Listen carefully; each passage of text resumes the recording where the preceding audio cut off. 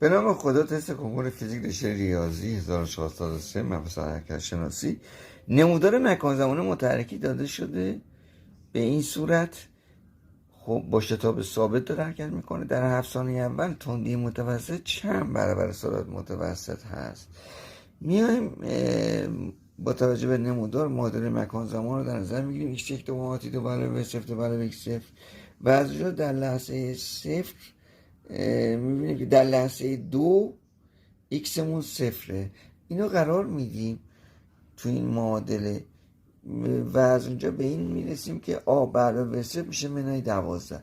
در لحظه 3 هم که سرعتمون صفره، ببینیم مماس افقیه، تو v مساوی آت برابر صفر قرار میدیم. به معادله 3a برابر صفر مساوی صفر میرسیم. دو معادله دو مجهول رو که حل بکنیم شتاب اون میشه 6 و سرعت اولیه منهای 18. نمودار سرعت زمان رو از اینجا رسم میکنیم. از منهای 18 در لحظه 3 هم که سرعت صفره، در لحظه 7 هم سرعت میشه 24.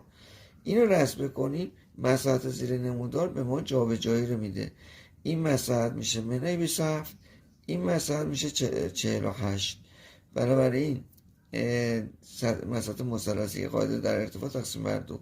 بنابراین اگر بگیم که با توجه به اینکه از 24 شروع کرده میاد به منهای 3 و از منهای 3 هم 48 میاد به 45.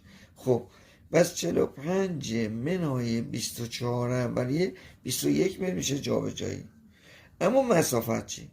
مسافت یه 27 متر، یه 48 میشه 75 متر. نسبت 75 به 21 میشه 25 هفتم، گزینه 2.